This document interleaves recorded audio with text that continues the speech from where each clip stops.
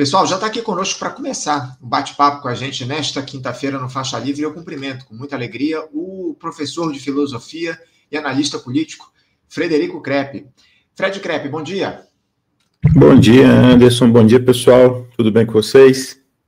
Tudo tranquilo, Fred. Agradeço muito a tua presença aqui, sempre prestigiando o nosso Faixa Livre, fazendo esse diálogo conosco no programa, para a gente tratar de uma série de temas relevantes do cenário político nacional que anda bastante movimentado, viu, Crepe? Eu queria começar, como sempre, aqui fazendo uma análise a respeito dos rumos desse governo do presidente Lula, que avança aí um pouco mais de 2 anos e 9 meses nesse seu terceiro mandato, se aproximando do fim do terceiro ano, e em meio a muitas contradições, viu, Fred? Eu tenho falado bastante a respeito disso aqui nos últimos tempos no programa, um governo que ganha credibilidade perante a população do nosso país. A gente observa pelas pesquisas que são postas ao longo desses últimos tempos, o Lula recuperando a confiança dos brasileiros, mas, ao mesmo tempo, adotando ali algumas medidas para lá de questionáveis, né? A gente teve ali aquela MP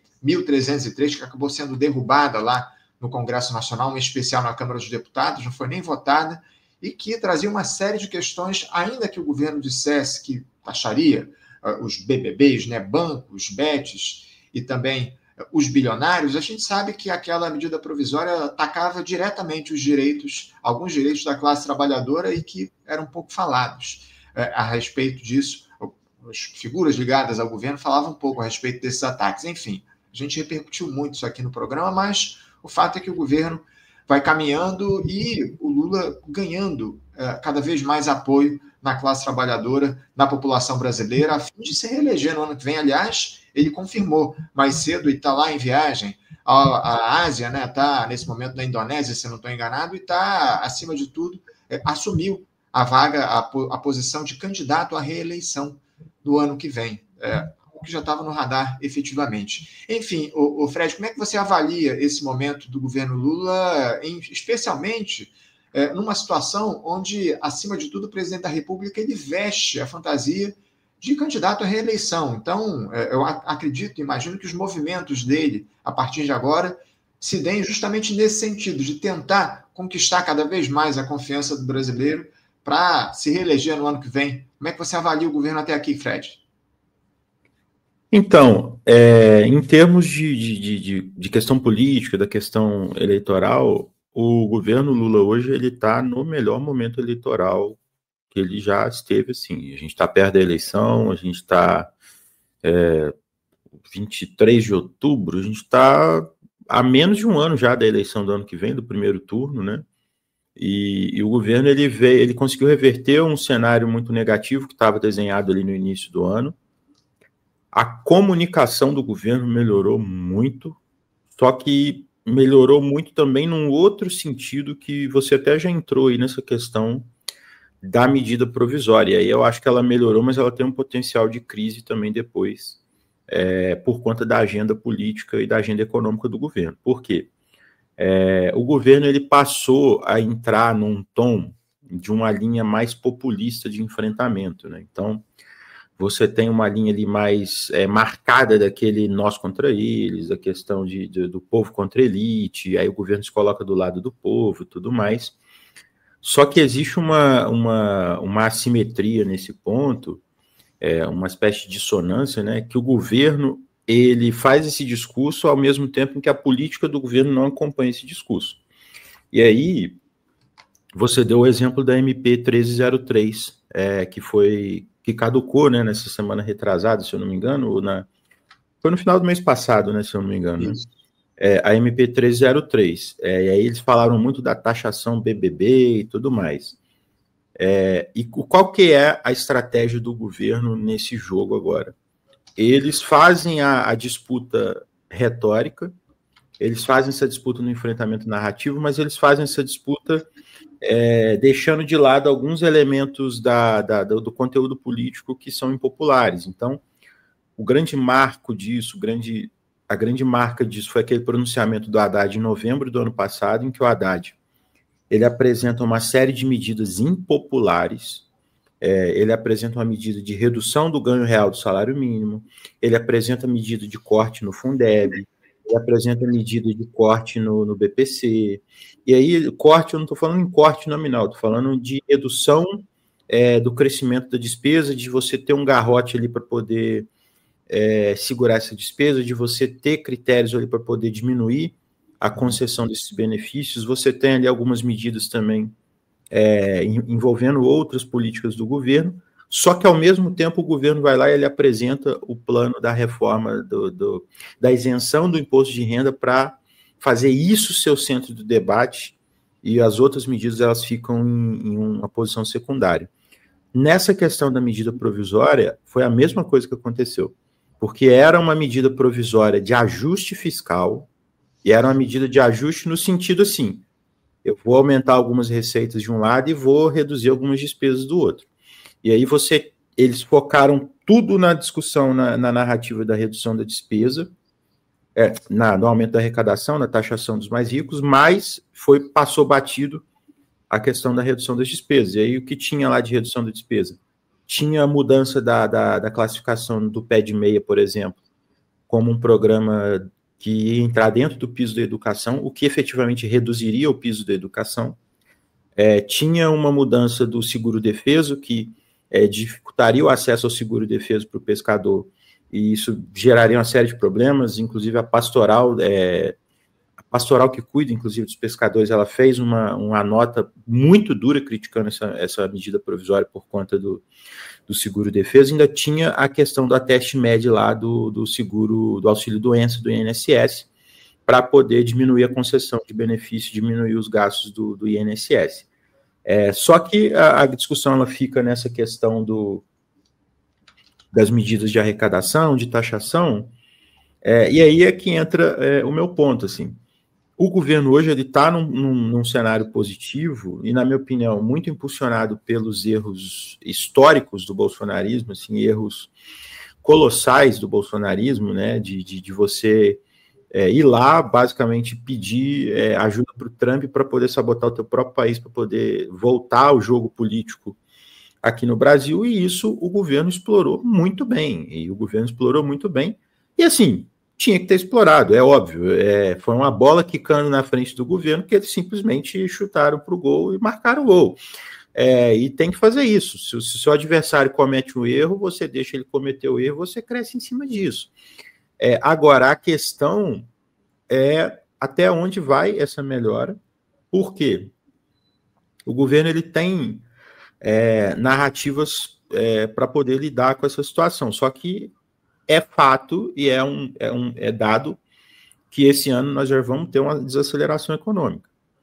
No ano que vem, a expectativa também é de seguir essa desaceleração, não no sentido da gente ter uma recessão. Eu acho que a gente tem que parar de alarmismo. A direita mesmo vem com esse alarmismo muito despolitizante, inclusive, né, de que o Brasil vai quebrar, que não sei, toda hora o Brasil está quebrando para eles.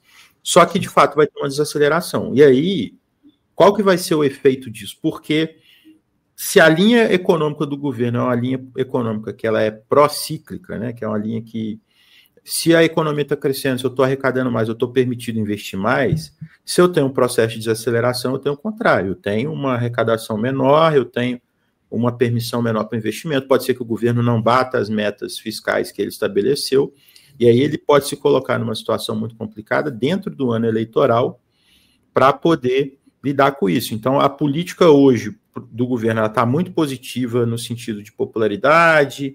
O Lula é o favorito hoje, né? A preço de hoje, o Lula é favorito para o ano que vem. Só que isso pode mudar muito rápido. E essa mudança pode reverter esse cenário, e isso passa muito, na minha opinião, pela questão da política econômica. Sem dúvida alguma, teremos, já está colocado, teremos uma redução do crescimento do PIB esse ano. A gente estava falando da SNP 1303, o Haddad já anunciou que vai enviar alguns projetos lá para o Congresso Nacional para, de alguma forma, compensar aquelas perdas que o governo teve com a ANP caducando, como você bem trouxe aqui para a gente. Ele falou a respeito disso anteontem, inclusive num programa aí da grande imprensa. Agora, o Fred, você trouxe aqui algumas questões que eu queria, obviamente, explorar, mas eu também queria tratar de um outro uma outra fala do presidente Lula que ele tem feito ao longo desses últimos dias, a partir do avanço da popularidade dele junto aos brasileiros. O Lula tem dito que pode ser cada vez mais de esquerda e socialista. Ele falou apenas uma vez, ele usou esse termo, de ser cada vez mais de esquerda e socialista com a proximidade das eleições. E o meu questionamento é justamente nesse sentido. Você acredita que o Lula possa passar dessa retórica para a prática, para ser cada vez mais de esquerda e socialista? Você vê espaço para que o Lula faça um governo cada vez mais de esquerda nesse momento em que as eleições se aproximam? Eu sou bem cético em relação a esse tipo de fala dele, para ser bem sincero, porque isso já é um padrão dentro do comportamento político do PT, né? Se a gente observa o período eleitoral, o PT sempre dá uma guinada à esquerda no discurso quando vai chegando o período eleitoral. Assim. Então, você tem esses elementos retóricos mais presentes, você tem essa questão dessa reafirmação desse caráter popular, da própria liderança popular, que de fato o Lula tem, né, e acho que a gente tem que ser honesto em reconhecer isso, mas eles têm esse padrão, né? Eu lembro aqui, inclusive, da Dilma em 2014, quando ela ganhou a eleição, especialmente no segundo turno, a Dilma ganhou a eleição com um discurso à esquerda, né, em 2014. Ela ganhou com um discurso à esquerda, ela polarizou com a Aécio Neves no campo da economia, inclusive, e polarizou muito forte no campo da economia, numa situação ali em que a eleição estava muito apertada. A Dilma nunca foi muito boa de debate e ela conseguiu se sobressair muito porque ainda tinha essa memória do final do governo FHC, que tinha sido bem ruim, assim, né, o governo FHC, tinha essa memória dos governos do PT, daquele momento mais de ouro ali do governo Lula, e ela conseguiu se sobressair. O meu medo é que aconteça algo parecido de novo. Eu não acho que vai ser nas mesmas proporções, porque a realidade que a gente está é outra, o contexto externo é outro. Aquele momento específico da Dilma ali foi um momento em que vários elementos confluíram para poder detonar aquela crise, inclusive elementos da política interna que a própria Dilma provocou.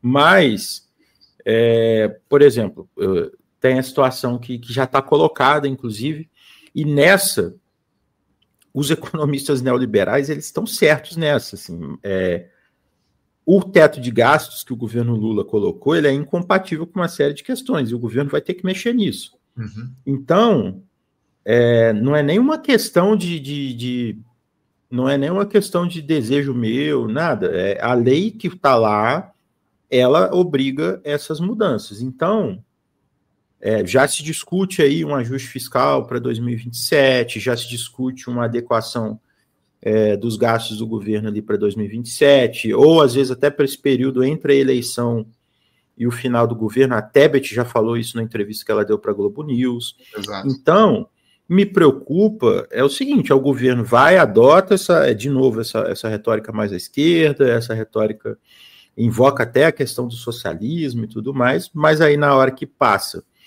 ele não muda a questão da política econômica, ele não muda o arcabouço fiscal, e aí o governo vai lá e faz essa compressão de gastos para poder adequar o orçamento ao arcabouço, que vai totalmente na contramão de uma linha que eles estão falando em termos retóricos. Então, de certa forma, é até um pouco parecido com o que aconteceu com a Dilma, mas, na minha opinião, com proporções menores. E aí a gente tem que ficar atento em relação a isso e justamente fazer esse debate para poder alertar as pessoas para cobrar, pelo menos, mudanças na política fiscal para poder ampliar algum espaço para investimento, poder ampliar espaço para poder investir em setores estratégicos, em política social para os mais vulneráveis, justamente para não deixar que isso estrangule o orçamento, especialmente a partir de 2027, que é essa data limite que tem para você ter esse choque entre o teto de gastos e a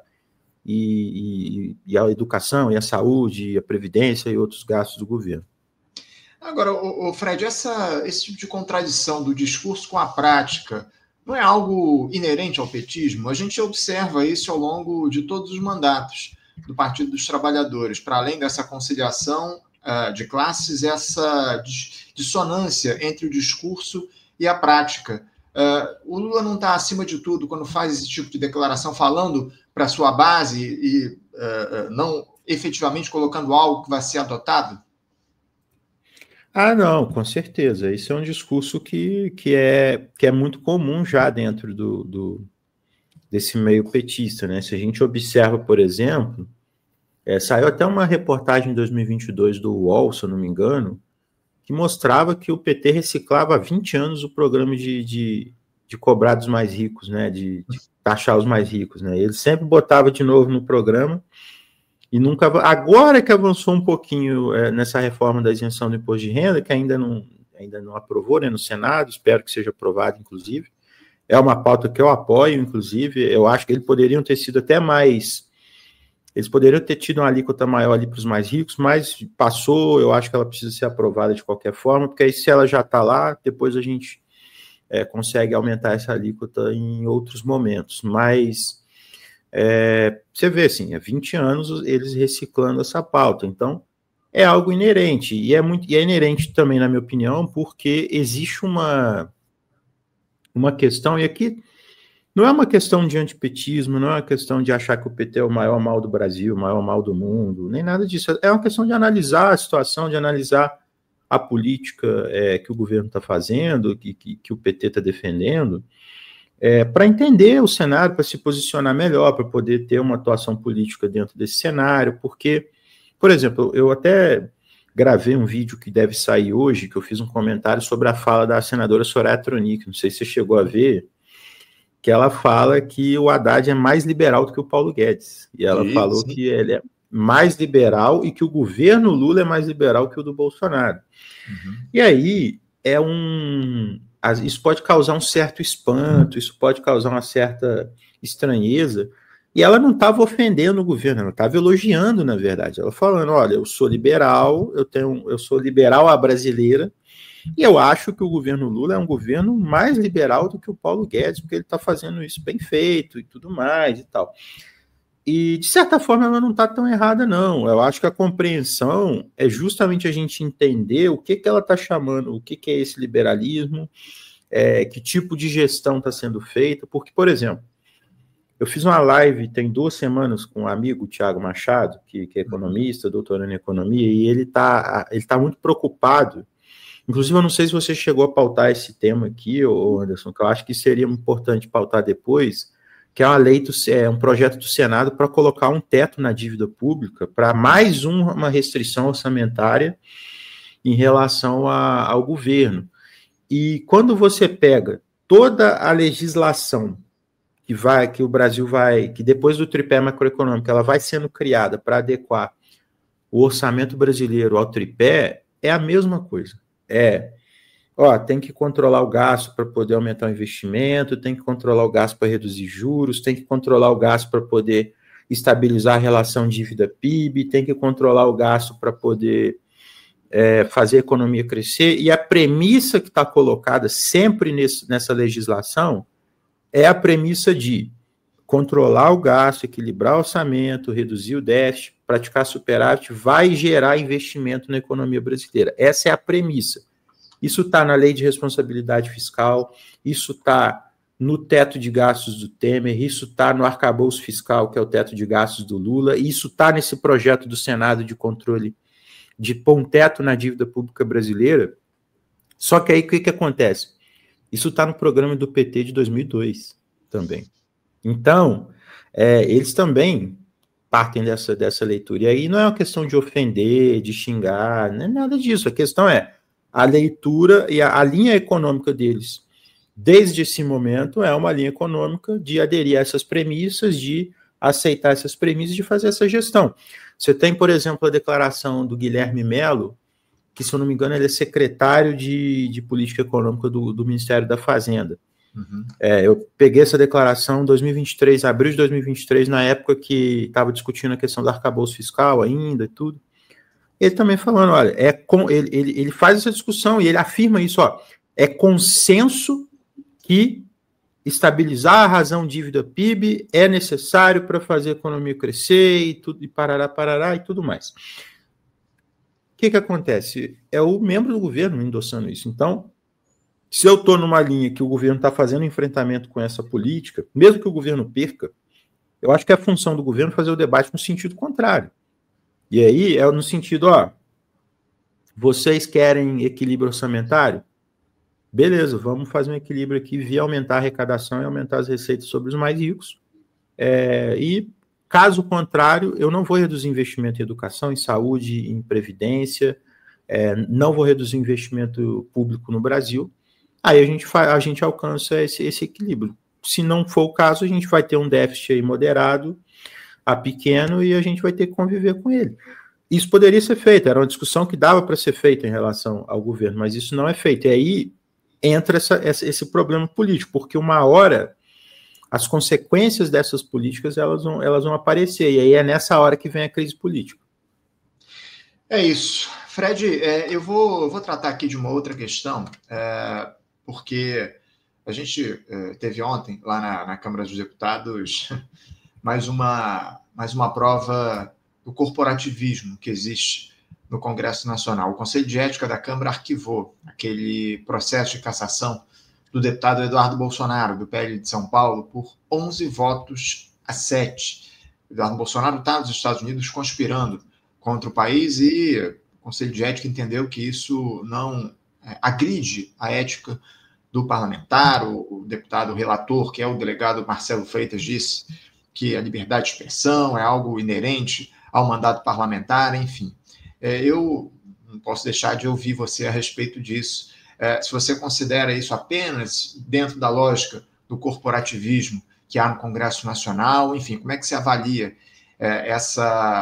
esse arquivamento do processo desse pedido de cassação do Eduardo Bolsonaro? Vale lembrar que há outros 3 processos que vão no mesmo sentido, que foram apensados em apenas um e que vão ser analisados ainda, ao que tudo indica, até o fim dessa legislatura. Aliás, o Eduardo Bolsonaro deve perder o mandato já em janeiro, finalzinho de janeiro, início de fevereiro, por faltas, né? Aliás, é o que deve acontecer, devem deixar que ele perca o mandato por faltas. Mas, de toda forma, como é que se avalia esse arquivamento do processo de cassação lá no Conselho de Ética? Eu acho que o Eduardo tinha que ser cassado, não só cassado, né? Ele tinha que ser preso, tinha que ser tudo contra ele aí, por conta dessa conspiração que for possível de fazer, tem que fazer, assim. É um absurdo o que ele está fazendo, é simplesmente um absurdo. Você conspirar contra o teu país, né? Você ir lá nos Estados Unidos a troco de uma vassalagem grosseira em relação ao governo dos Estados Unidos para poder ganhar alguns dividendos políticos com isso internamente, se tirar o pai da cadeia. E mais do que isso, né, Anderson? Ele usa isso como um elemento, como uma moeda de troca dentro do bolsonarismo para ele ser o candidato a presidente do bolsonarismo no ano que vem. Então, ele está se usando dessa posição de vassalagem para poder ser esse candidato. Aí você imagina, a gente já está numa situação até em que as forças ditas soberanistas ou nacionalistas, elas já há um alto nível de entreguismo nesse meio, né? Você vê, por exemplo, que saiu o edital de estratégia das terras raras outro dia, um edital formulado com a União Europeia. Isso para um edital, inclusive, lançado em Washington. E aí você vê agora um Eduardo Bolsonaro entregando tudo e assim querendo colocar uma vassalagem nesse sentido, em que você imagina o tipo de presidente que daria um Eduardo Bolsonaro no Brasil hoje, assim, um cara que depende do Trump para fazer tudo, para poder se posicionar, para poder se colocar como candidato, seria um governo totalmente vassalo, totalmente colonizado aos Estados Unidos, né? E por isso eu acho que ele deveria sofrer essas sanções. Agora, para mim, essa questão também da não cassação dele envolve um processo muito grande também de degradação da política no Brasil, uma degradação muito comandada por um nível ali essa antipolítica que se institucionalizou ali na década passada, né? Ela é uma antipolítica que hoje a gente já chegou num caminho inverso, que ela vem nessa linha da anticorrupção, do moralismo e tudo mais, mas a gente já está hoje na linha do relativismo total, assim, na relativização total de qualquer coisa, tudo está liberado a depender dos interesses. Então, na mentalidade da galera ali, na mentalidade do bolsonarista médio, na mentalidade que eles propagam para a base deles, é a ideia de que eles são grandes guerreiros da liberdade, e aí qualquer tipo de entreguismo, qualquer tipo de vassalagem, qualquer tipo de agenda contrária aos interesses nacionais, ela é justificada porque você estaria lutando por algo melhor ali, então você relativiza tudo porque na sua cabeça você está lutando por algo assim grandioso, por algo impressionante. É isso. Fred, o pessoal aqui no chat está pedindo para a gente iniciar o diálogo a respeito desse tema principal da nossa entrevista, que é justamente a saída do Ciro Gomes, saída dele do PDT e filiação ao PSDB. Vamos entrar logo nesse tema, porque o pessoal aqui daqui a pouco vai me xingar aqui no chat, porque a gente não trata disso. Mas a gente a gente tem acompanhado isso ao longo dos últimos dias, repercutiu já na segunda-feira, o anúncio foi feito no final da semana. Na sexta-feira, se eu não estou enganado, ele acertou a saída dele do PDT, enviou a carta lá ao presidente do partido e no mesmo dia já foi anunciada a chegada dele ao PSDB. Só que ontem foi feita a cerimônia oficial de filiação dele ao partido, o partido no qual ele já fez parte no início da trajetória política do Ciro Gomes. E no discurso de filiação ontem, ele destacou diferenças que tem com o PSDB, mas afirmou o seguinte, abre aspas, estou aqui por uma coisa chamada espírito público, fecha aspas, palavras do Ciro Gomes. Ele também citou algumas contradições do discurso petista nas suas alianças, enumerando figuras como Zé Alencar, Michel Temer e também o próprio Geraldo Alckmin, que foram vices na chapa do PT, tendo alguma ligação com a direita. Ciro já demonstrava há muito tempo desconforto pelo fato do PDT participar do governo Lula em ministérios. Ele sempre foi crítico do chefe do executivo. Enfim, primeiro, Fred, como avaliar essa mudança de partido do Ciro Gomes saindo do PDT e se filiando ao PSDB? Não, então, tem uma série de questões aí que valem ser analisadas, né?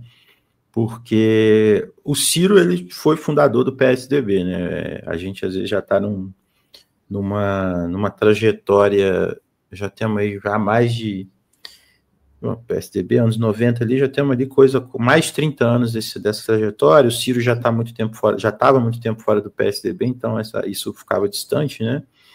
O PSDB, inclusive, é bom lembrar as pessoas, ele é um racha à esquerda do PMDB naquela época, né, no final dos anos 80, início dos 90, e o Ciro se elegeu governador pelo PSDB, foi o primeiro governador, inclusive, do PSDB, se elegeu em 1990, governador do Ceará, na esteira do governo do Tasso Gereissati, que tinha sido eleito pelo PMDB, e que fez um governo popular lá, fez um bom governo, e o Ciro veio como um candidato de sucessão, na aliança com o governo, e a visão, em termos de ideologia política do Ciro, sempre foi uma visão social-democrata.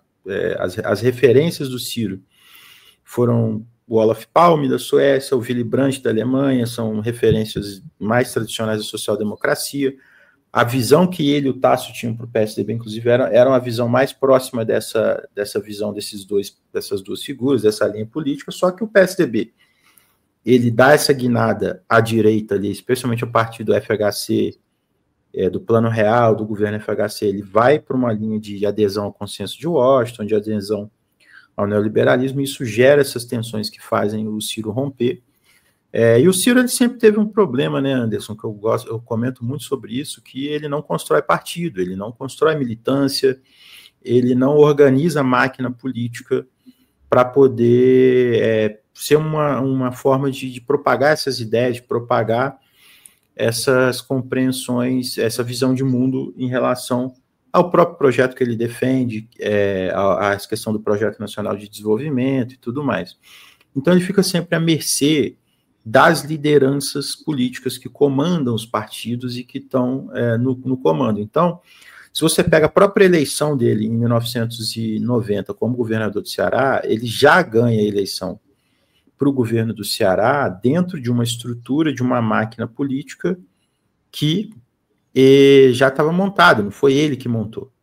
Depois, ele sai do PSDB, ele vai para o PPS, ele vai para a estrutura que o Roberto Freire tinha no PPS, né?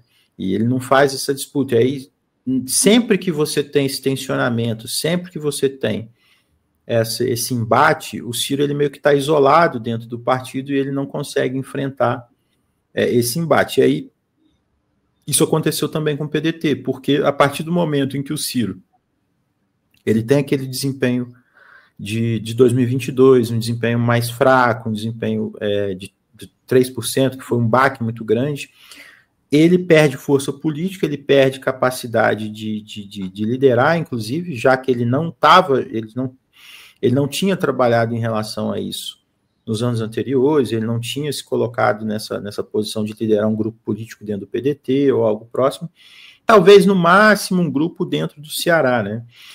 E aí ele se coloca de novo nessa situação, ele tem ali o PDT com seus interesses, os interesses do Lupe ali, que são antagônicos aos do Ciro, você tem o Ciro sem capacidade de agir em relação a isso, e fica uma situação muito difícil, porque ele volta nesse problema, então ele não consegue lidar com isso, e aí surge essa oportunidade o Tássio chama ele de volta lá, e creio eu que isso tem muito a ver com a questão local do Ceará. O Ceará está passando por um problema muito sério de violência, áreas dominadas lá por facções, gente sendo expulsa de casa, e isso está gerando uma crise muito grande para o governo, está gerando essa demanda por uma alternativa, e o nome do Ciro volta a ser ventilado lá pela política cearense, pela população, até o ponto dele estar até liderando pesquisa para o governo do estado. Então, eu acho que isso pesou muito nessa questão, e aí eu acho que a volta ao PSDB tem muito a ver com essa relação com o Tássio, porque é uma relação mais de confiança, que ele sabe que, pelo menos no nível local, ele não vai ter esse problema que ele teve com o PDT.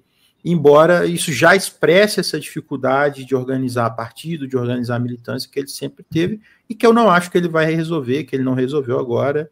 Se ele não resolveu até agora, eu não acho que ele vai resolver agora, inclusive. Agora, o Fred, me parece claro também que esse retorno dele, ou pelo menos essa saída dele do PDT, está relacionada a essa questão local. Ele muito provavelmente vai ser candidato ao governo do Ceará no ano que vem. Agora, por que o PSDB, né, o Fred? A grande questão é essa. Por mais que ele tenha ligações históricas com o partido, ajudou a fundar o PSDB lá atrás, enfim, a gente sabe que é um partido da direita neoliberal, muito claramente. Em um determinado momento da história, rivalizou com o PT na disputa pela presidência da República, enfim, por muitos anos, na verdade, esteve ali rivalizando com o Partido dos Trabalhadores. Você considera que esse movimento que o Ciro Gomes faz, de alguma forma, pode ser um fim melancólico para a sua trajetória política, ou esse pode ser o renascimento, de fato, dele para a política, como o próprio Ciro andou dizendo ao longo dos últimos dias? Um partido não só da direita neoliberal, mas um partido em decadência absoluta, que é o PSDB, um partido desmontado ao longo dos últimos tempos, enfim. Ontem, inclusive, o Ciro andou elogiando uma figura do PL, o tal do André Fernandes ali, um bolsonarista, enfim, muita gente criticou isso também. Como é que você avalia esse movimento? Dá para dizer que isso seria um fim melancólico ou um recomeço da trajetória política do Ciro? Então, esse é um ponto bom de debater, porque o Ciro, por muito tempo, é uma questão dele também, né? E aí eu acho que é uma contradição que ele tem que responder, isso é fato, assim. Por muito tempo ele ficou disputando, inclusive, quando ele fazia esse embate político com o PT, ele sempre ficou disputando essa posição, o PT faz a gestão do modelo neoliberal, o PT faz a gestão do tripé macroeconômico, ele faz esse trabalho de manutenção do modelo no sentido de disputar quem é o verdadeiro desenvolvimentista, uma verdadeira social-democracia brasileira, né? E, de certa forma, ele vai ter que lidar com essa contradição dele estar indo para o partido que gestou esse modelo econômico neoliberal. A nível local, eu acho que isso não vai ser um grande problema para ele. E aí entra até nessa questão de se seria o fim da linha ou se seria um renascimento. Eu acho que pode ser os dois, assim. Eu acho que é o fim da linha no sentido de o Ciro desistir de fazer qualquer disputa dentro desse campo mais amplo da esquerda. E eu acho que o Ciro realmente abdicou, ele, não quero mais disputar esse sentido disso, não quero mais e pronto, não dá mais para fazer essa disputa com o PT. E aí eu acho que poderia pensar nesse sentido de um fim da linha nessa questão da disputa, mas pode ser também uma outra alternativa para ele, porque em termos de pesquisa eleitoral ele está bem, então pode ser que eles façam esse movimento e ganhem a eleição para o governo do Ceará, e aí seria um renascimento para ele, dado que a última eleição que ele disputou e ganhou foi em 2006, em 2018 ele foi candidato, foi bem votado, mas não ganhou, né? E aí tem esse elemento. Agora, localmente, eu acho que isso vai ser explorado, essa questão das alianças, essa questão do elogio ao próprio André Fernandes, tem outras figuras lá que estavam lá também, que o Ciro era adversário mortal, mas agora já está se aproximando, né? Tem o cara lá do União Brasil, o Capitão Wagner também, tudo. Só que eu acho que no âmbito local, ele consegue superar um pouco dessas críticas, embora ele vai ser bastante criticado e, assim, é uma contradição que está colocada. Agora, na questão nacional, eu acho que é uma dificuldade que, se ele estiver mirando uma eleição presidencial, se ele estiver observando o cenário ali para talvez pensar numa questão nacional, aí eu acho que essas contradições vão pesar muito mais, e aí eu acho que ele vai ter dificuldade para poder se colocar. Porque no âmbito local, vai ter sempre o discurso de que é uma união pelo bem do Estado, que vai ter, que eles vão superar essas divergências e tudo mais, mas eu acho que na questão nacional, acho que isso pesaria mais no sentido da projeção que o próprio Ciro tomou a nível nacional, se a gente pensar nesses últimos anos. Muitas críticas, inclusive, chegando aqui no nosso chat. Vou ler alguns comentários aqui rápidos. Dois comentários só. O Felipe Cirilo brinca aqui. Bom dia. Ciro no PSDB é a maior chance de realizar o sonho dos petistas de virar vice do Lula. Agora vai. E a Sol Passos lembra... Pois é, né? Com esses movimentos que o PT tem feito. Pô, mas eu acho que aí o PT bota ele de vice até mais fácil. É isso. E a Sal Passo brinca dizer aqui o seguinte: esse PSDB é o partido do golpe. O Fred, essa movimentação do Ciro o coloca no campo da direita neoliberal, na tua análise? Então, depende. Eu acho que vai depender do discurso ideológico que ele assumir. Eu sou da ideia... Assim, é uma coisa que você falou no blog, na pergunta passada, que eu até esqueci de comentar, que é o seguinte: o PSDB ele é o partido marcado por essa gestão desse modelo, pela criação desse modelo. Mas hoje o PSDB é um partido muito fraco, é um partido que não tem coloração ideológica nenhuma, não tem essa cara ideológica mais, né? Ele, pelo menos ali nos anos 90 e nos anos 2000, ele tentava ser o partido do plano real, o partido da gestão técnica, né, da economia e tudo mais. Hoje nem isso mais, né? O partido é um balaio de gato, né? Assim como a grande maioria dos partidos no Brasil também viraram um balaio de gato. E aí eu acho que isso até atenua um pouco essa questão ideológica, porque isso meio que dá uma liberdade maior dele continuar defendendo o projeto nacional de desenvolvimento dele sem necessariamente, vamos dizer assim, bater o cartão em relação ao neoliberalismo do PSDB. A questão é, isso vai acontecer? Tem que ver qual vai ser a linha do discurso, a linha ideológica, a linha que ele vai adotar, se ele for candidato a governador, se ele vai seguir nessa linha que sempre marcou ele nessa trajetória dele. E aí eu acho que a questão do PSDB ser um partido fraco hoje, sem ideologia, facilita um pouco nesse processo. Mas é bom lembrar, e aí eu até dialogo com o companheiro do último comentário aí, o PSDB é o partido do golpe, mas o camarada Alckmin também estava lá, gente. O camarada Alckmin liberou a catraca do metrô para a galera ir protestar para o Dilma cair, assim. Então, a política é política. A política, se a gente vai até o limite, essas coisas, essas contradições, a gente tem que lidar com elas o tempo inteiro. E aí eu falo abertamente, assim, Eu sou do time, ô Anderson, que as pessoas têm todo o direito de criticar esse tipo de aliança, e é contradição mesmo. O Ciro bateu no André Fernandes pra caramba, se colocava, bateu no bolsonarismo pra caramba e tudo, e aí vai lá, senta com os caras e se alia com os caras. Tem todo o direito de criticar. Agora, eu só faço a ressalva, eu acho que essa crítica, ou ela vale para todo mundo, ou ela não vale para ninguém. Porque se eu pego, por exemplo, essa questão do próprio Alckmin, o que foi feito na mídia governista, em vários outros ambientes, para poder limpar a imagem do Alckmin, foi muito forte, assim. O Alckmin ele deixou de ser um fascista para virar um cara da meia fofinha, o cara que era parecido com Mao Tse Tung, e aí houve essa operação. Então, assim, eu ainda te falo eu tenho a dúvida até se o Ciro tem essa máquina para poder fazer essa operação de limpa imagem aí desses caras, porque ele vai apanhar em relação a isso. Eu não sei se ele tem condição de fazer essa limpeza de imagem assim, não. Mas, assim, para mim, é muito claro que a gente tem... Por isso que eu defendo sempre alternativas dentro desse meio da esquerda, porque a gente tem que ter força política para ter uma organização política, para ter um projeto muito claro de transformação, para esse projeto ter caldo político, né, ter envergadura política, para poder pautar o debate público e deslocar a correlação de força para o nosso lado, sem depender desse tipo de coisa aí, sem ter que lidar com esse tipo de contradição, sem ter que lidar com esse tipo de problema que é o problema da política mais fisiológica, mais pragmática mesmo. O Ciro não só ontem sentou ao lado do tal do André Fernandes, mas fez elogios ali ao deputado, disse que ele, se não me engano, uma jovem revelação. Jovem talento. Isso, exato, jovem talento, enfim.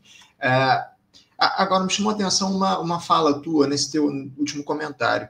Você considera hoje o PSDB um partido sem coloração ideológica? Porque a gente tem os principais caciques, se a gente ainda pode chamar assim, dentro do partido, são o próprio Tasso Gereissati e o Aécio Neves, deputado, que muita gente, aliás, muitos parlamentares que dialogam com a gente aqui no Faixa Livre nem sabem da existência desse cidadão lá na Câmara, porque ele quase nunca aparece na Câmara dos Deputados.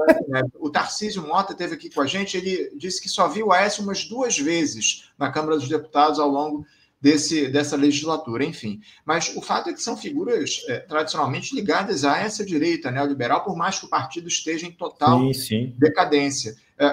Dá para dizer hoje que o PSDB é um partido sem coloração ideológica?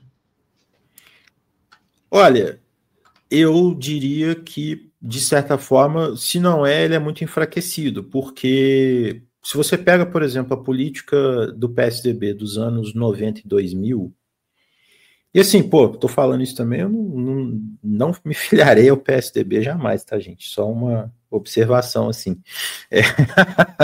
Mas, assim, o PSDB, se você pega os anos 90 e anos 2000, 2010, você tem nos anos 90 o PSDB, é o partido, no início dos anos 90 ainda era um partido de centro-esquerda, uma centro-esquerda ali mais ao centro.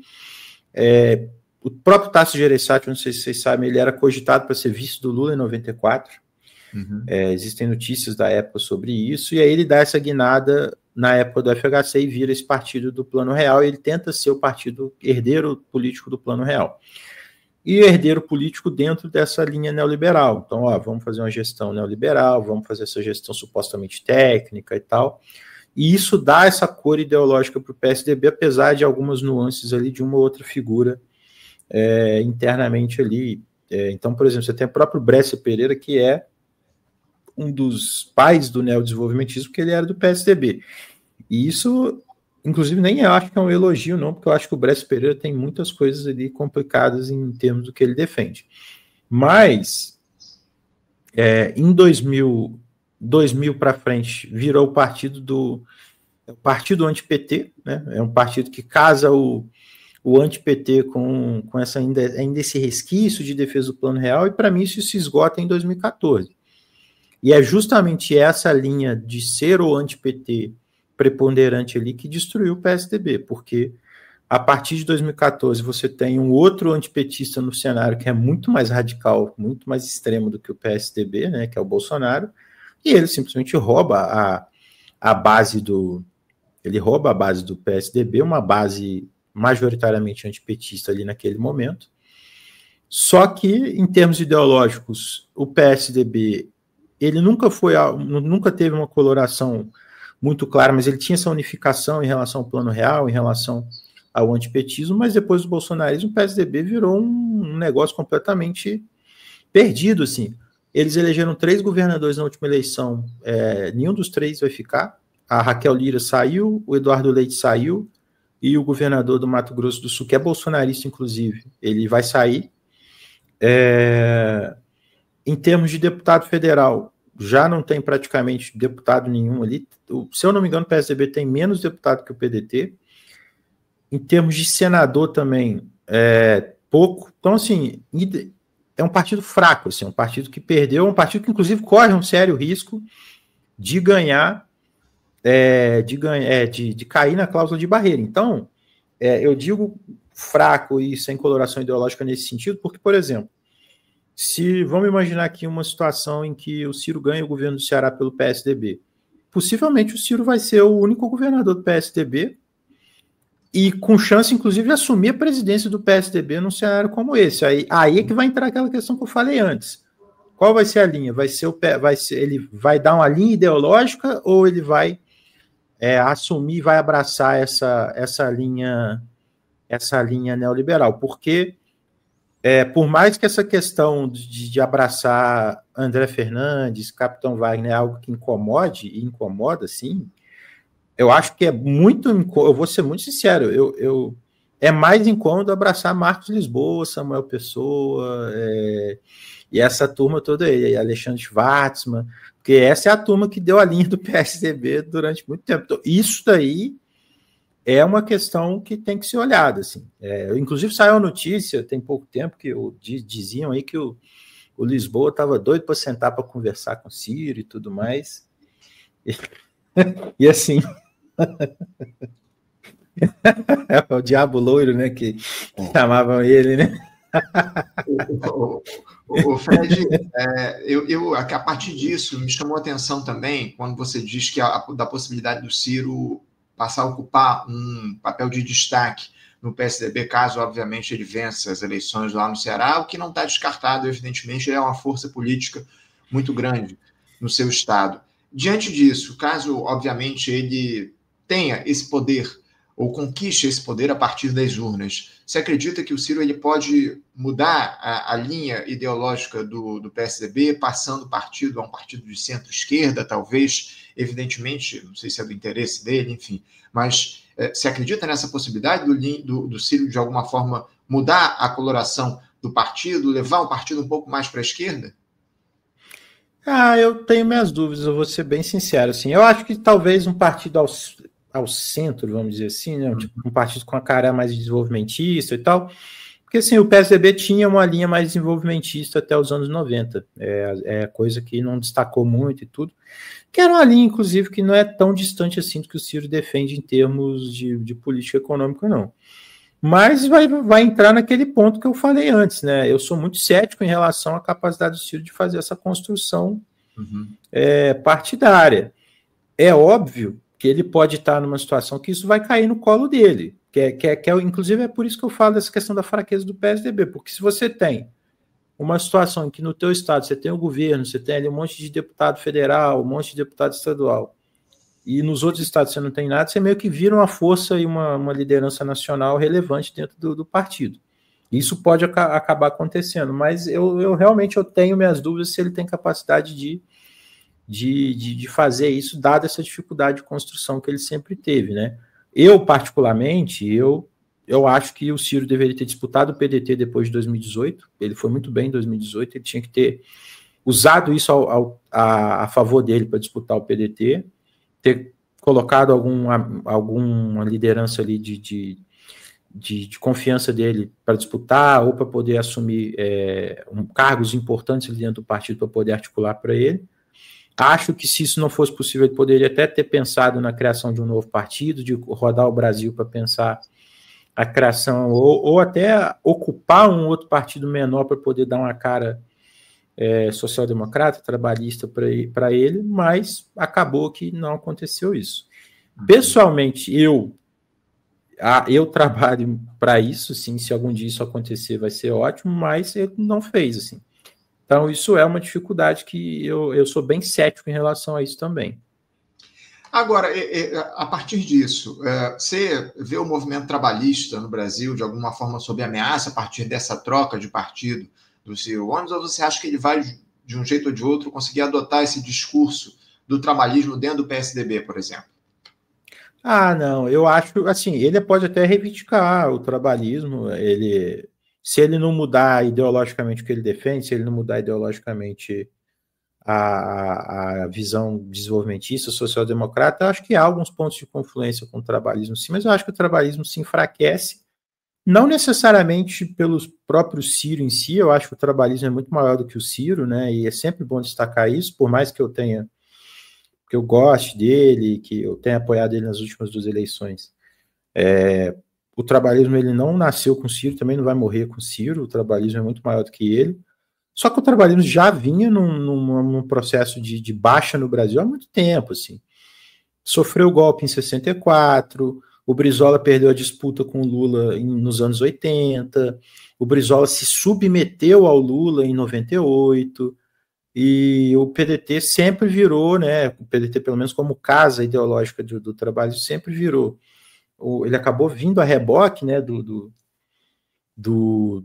PT, né, no processo pós-Lula, pós-liderança do Lula, e isso enfraqueceu o trabalhismo, e enfraqueceu até onde a gente tem hoje. E aí depois você tem uma gestão pós-Brizola, que é uma gestão que abriu o PDT para qualquer tipo de política, para poder sobreviver o PDT também virou um balaio de gato com gente de tudo quanto é coloração ideológica. E aí, assim, sendo bem sincero, até fazendo até uma autocrítica, né, até o PDT é um partido sem coloração ideológica em muitos momentos, né, quando eu falei do PSDB, a do PDT às vezes é até pior, porque sem coloração ideológica e sem muito protagonismo na política a nível nacional. Então, esse é o grande problema. Então, qual que é o desafio? Agora, é pegar esse resgate do trabalhismo, é pegar esse resgate de todo o acúmulo que se tem durante o tempo, o acúmulo que se tem no século XXI, para tentar pensar uma política trabalhista com maior protagonismo a partir de agora. Para a gente fechar aqui, o Fred, eu queria falar um pouco sobre os eleitores do Ciro Gomes, né? Porque ele teve uma queda brusca no número de eleitores ao longo dos últimos anos, enfim, mas ainda há uma base eleitoral que acompanha, que gosta do Ciro, inclusive muitos deles participam aqui do nosso debate no programa, enfim. Para além do eleitorado no Ceará, que tem um reconhecimento muito grande do que o Ciro fez por lá, como é que o eleitorado brasileiro ele interpreta esse movimento que o Ciro Gomes faz, saindo do PDT e indo para um partido reconhecidamente da direita neoliberal? Você acha que os eleitores do Ciro, de um jeito ou de outro, não podem desconfiar dessa movimentação que ele tem feito, isso no plano nacional? Porque, ao que me parece, o Ciro abdicou de disputar cargos no cenário nacional, posso estar errado, enfim, mas ele deve se focar ali, pelo menos no primeiro momento, a sua atuação no próprio estado dele, no Ceará. Nacionalmente, como é que o eleitorado do Ciro observa esse tipo de movimentação que ele faz, saindo de um partido de centro-esquerda, que é o PDT, e indo para um partido reconhecidamente neoliberal, que é o PSDB? Bom, eu acho que vai ser um misto, assim. Eu estou dentro da bolha, né? Eu percebo muitas reações, assim. Vai ter gente que vai explicar, que vai defender, que vai aceitar essa mudança sem muito problema. Vai ter gente que vai se incomodar, já vi muita gente se incomodando, inclusive. Essa é uma questão, inclusive, que volta naquele debate do Ciro não construir máquina, né? Porque quando você não constrói máquina, você também perde esse canal de comunicação que você tem com a sua base, né? E aí você não sabe muito a reação que vai ter em relação a certas mudanças políticas. Então, você toma a decisão, vai, e depois a reação, ela acontece, né? Então, o que eu tenho percebido é algo misto, assim.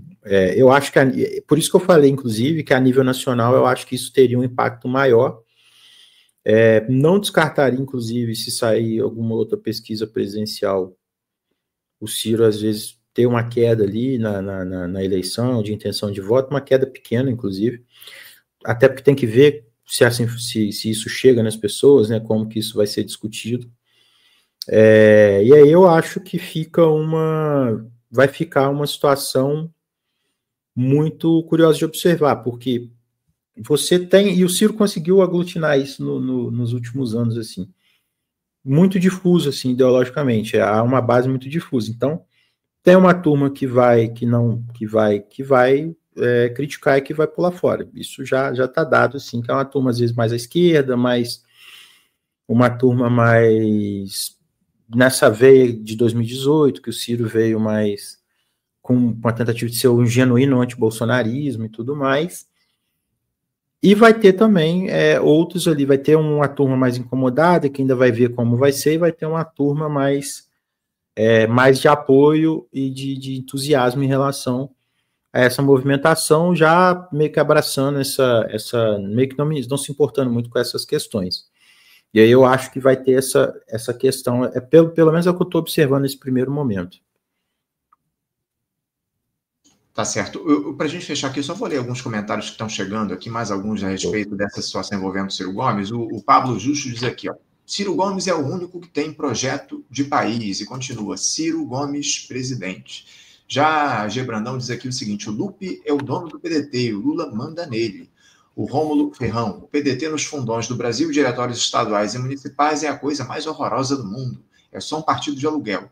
Como eleitor do Ciro, eu continuarei apoiando se ele mantiver o projeto. E a Fátima Santos conclui aqui. Também acho que estão dando importância excessiva ao Ciro, que tornou-se uma figura menor na política brasileira. Comentários de todos os tipos, gente apoiando, gente discordando dessa mudança de partido do Ciro Gomes, enfim. Fred, eu quero agradecer muito a tua presença aqui com a gente, viu, camarada? Obrigado por você estar aqui conosco no Faixa Livre mais uma vez.